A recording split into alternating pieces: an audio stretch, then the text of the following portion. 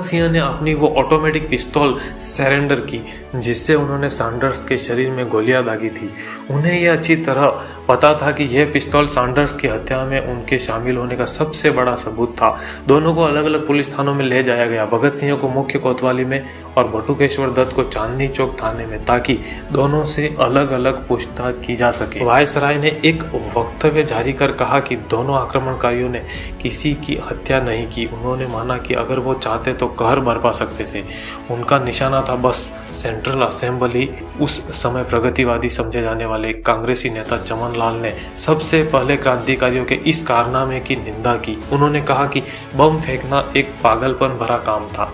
कुलदीप नैयर अपनी किताब में लिखते हैं कि ब्रिटिश खुफिया विभाग को लगा कि हैंडबिल को लिखने का स्टाइल और प्रारूप पहले भी कहीं इस्तेमाल किया जा चुका है। एक वरिष्ठ पुलिस अधिकारी को उन पोस्टरों की तफ्तीश करने के लिए लाहौर भेजा गया जो सैंडर्स की हत्या के बाद वहां की दीवारों पर चिपकाए गए थे। भगत सिंह द्वारा फेंके गए टाइप किए गए पर्चों और उन पोस्टरों में एक समानता थी। दोनों को हिंदुस्तान सोशलिस्ट रिपब्लिक एसोसिएशन ने जारी किया था और दोनों के भेजने वाले का नाम बलराज था, जो कि इस संस्था का कमांडर इन चीफ था। दोनों का पहला शब्द नोटिस था और दोनों का अंत इंकलाब जिंदाबाद के नारे से होता था।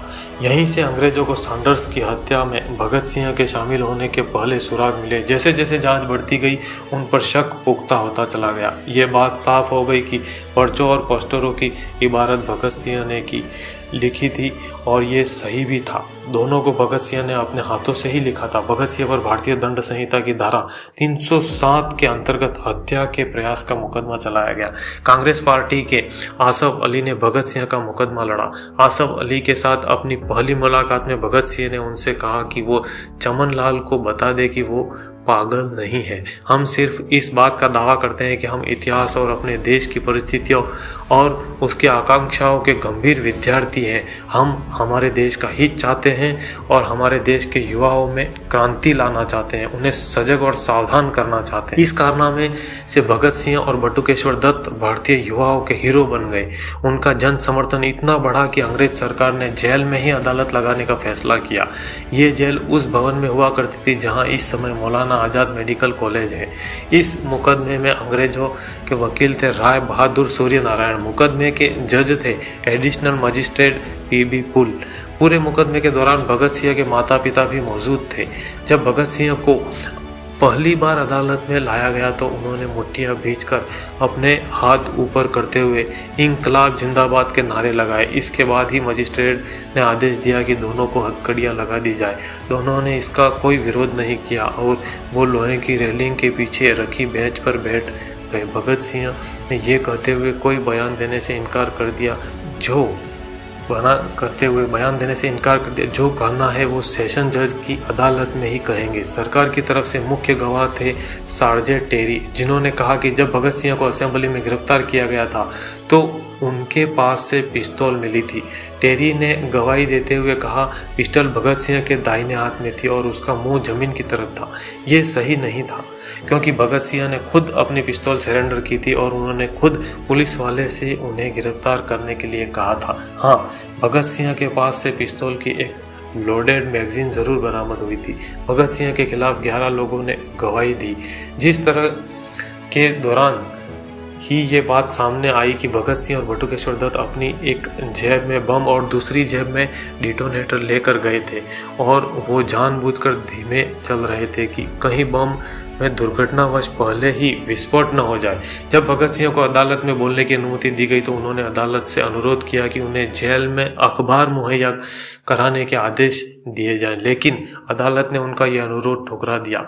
अदालत उनके साथ एक साधारण मुजरिम जैसा ही व्यवहार कर रही थी। 4 जून को यह मुकदमा सेशन जज लियोनार्ड मिडिल टाउन की अदालत में स्थानांतरित कर दिया गया। 6 जून को अभियुक्तों ने अपने वक्तव्य दिए।